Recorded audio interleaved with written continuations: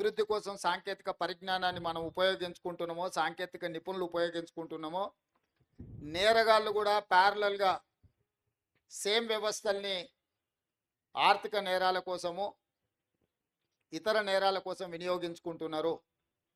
ఈ నేరాలను దృష్టిలో పెట్టుకొని ఈ నేరాలను నియంత్రించాలని ఆలోచనతోటి అధికారులలో నైపుణ్యాన్ని పెంచడమే కాకుండా ఆత్మస్థైర్యాన్ని నింపడం మా ప్రభుత్వం యొక్క బాధ్యత.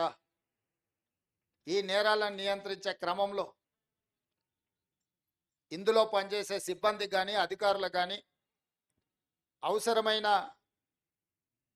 అన్ని వసతులను ఏర్పాటు చేయడం అనేది ప్రభుత్వం తీసుకోవాల్సిన బాధ్యత. అందుకే ఈరోజు సైబర్ క్రైమ్స్కి కావాల్సిన వాహనాలే కాకుండా ఇతర ఏర్పాట్లు, అధికారుల కేటాయింపు, అదేవిధంగా తెలంగాణ యాంటీ నార్కటిక్స్ బ్యూరోకి సంబంధించిన అధికారుల నియామకం, అవసరమైన అన్ని వసతులను ఏర్పాటు చేయడం బాధ్యతగా గుర్తించి మా ప్రభుత్వం ఈరోజు నిధులు విడుదల చేయడమే కాకుండా సిబ్బందిని కూడా మంజూరు చేసినాము. ఈరోజు ప్రపంచం ఎదుర్కొంటున్న biggest crime is cyber crime. Cyber క్రైమ్లో ఇంతకుముందే మా అధికారులు చెప్తున్నారు, అమాయకులు, చదువు లేని వాళ్ళు, సాంకేతిక పరిజ్ఞానం లేని వాళ్ళు బలి కావడం లేదు. బాగా చదువుకున్న వాళ్ళు, సాంకేతిక పరిజ్ఞానం ఉన్నవాళ్ళు, ఆర్థికంగా ఎదురైన వాళ్ళు అమాయకత్వంతోనో దురాశతోనో వాళ్ళు ఉచ్చులో పడుతున్నారు. వాళ్ళని కాపాడడానికి 1930 ఒక కాల్ సెంటర్ను పెట్టి అక్కడికి వచ్చే ఫిర్యాదుదారుల వివరాలను కూడా ఎవరికి వివరించకుండా దానికి సంబంధించిన నేరాలను పరిష్కరించడంలో మా సైబర్ క్రైమ్ సిబ్బంది ఈ మధ్యకాలంలో దాదాపుగా రికవరీ చేసిన సొమ్ము 31 కోట్ల రూపాయలు బాధితులకు తిరిగి అప్పచెప్పడం జరిగింది. మనస్ఫూర్తిగా మా సైబర్ క్రైమ్ డిపార్ట్మెంట్ని నేను అభినందిస్తున్నా. ఇంకా సమర్థవంతంగా మీరు మీ విధులు నిర్వహించాలి.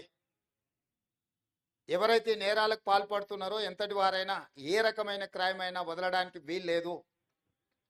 గతంలో ఐపీసీ సెక్షన్స్ ప్రకారం రేప్ అండ్ మర్డర్ని సీరియస్ క్రైమ్ కింద చూసేవాళ్ళం మనం. ఆ నేరాలకు ఎక్కువ శిక్షలు ఉండేటివి. ఐపీసీలో చాలా వరకు వాటికి సంబంధించిన వివరాలను పొందుపరిచింది. ఇప్పుడు government of India IPC sections కానీ ఐపీసీని కానీ సమూలమైన మార్పులు తీసుకొచ్చింది.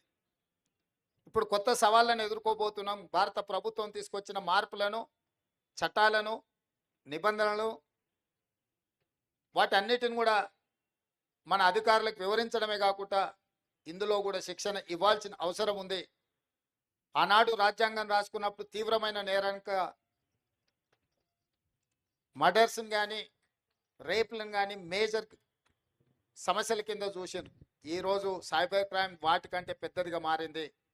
డ్రగ్స్ మహమ్మారి, హత్య జరిగితే ఒకే వ్యక్తి చచ్చిపోవచ్చు, కానీ డ్రగ్స్ బానిసలైతే కుటుంబాలు, వ్యవస్థనే బలహీనతమైపోయి, తెలంగాణ అంటే ఉద్యమాలకు వేదిక, పోరాటాలకు స్ఫూర్తి, పౌరుషానికి మారుపేరు.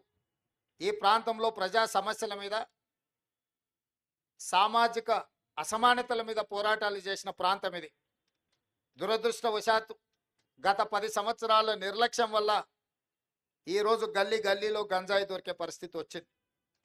ఇవాళ ఎక్కడ చూసినా కాలేజీలలో లేదా ఇతర ప్రాంతాలలో డ్రగ్స్ అనేది విచ్చలవిడిగా ఈరోజు అమ్మే పరిస్థితి వచ్చింది. వీటిని నియంత్రించడానికి సంపూర్ణంగా మా అధికారులకు అధికారం ఇచ్చినాం. అదేవిధంగా సిబ్బందిని కేటాయించినాం. వాళ్ళకు స్ఫూర్తి కలిగే విధంగా మా ప్రభుత్వం వాళ్ళకు అండగా నిలబడుతుంది. ఈరోజు శ్రీమంతులో లేకపోతే కొద్దిమంది వ్యక్తులు బలి కావడం లేదు. మధ్యతరగతి వాళ్ళు, పేదవాళ్ళ పిల్లలు కూడా ఈరోజు గంజాయికి బానిసలై గంజాయి మత్తులో నేరాలు జరుగుతున్నాయి. ఈ మధ్యకాలంలో చిన్నపిల్లల మీద జరుగుతున్న దాడులు, దాని వెనకాల కారణాలు చూస్తే ప్రధానంగా గంజాయి లాంటి మాదక ద్రవ్యాలు వాడిన వాళ్ళే ఈ నేరాలకు పాల్పడుతున్నారు. ఈరోజు ఈ నేరాలను నియంత్రించాలి. మళ్ళీ తెలంగాణలో ఉద్యమ స్ఫూర్తిని నింపాలి. తెలంగాణ అంటే సమస్యల మీద పోరాటం చేసే గడ్డ. తెలంగాణ ప్రాంత యువకులు దేనికి బానిసలు గారు? సమస్యల మీద పోరాటం చేసే సమర్థులు. తెలంగాణలో ఉన్న యూనివర్సిటీలు, విద్యాలయాలు సమస్యల పరిష్కారం కోసం, సామాజిక అసమానతల తొలగింపు కోసం పనిచేసే విధంగా వీటిని తీర్చిదిద్దాలి అని చెప్పి మా ప్రభుత్వం నిర్ణయించుకున్నది.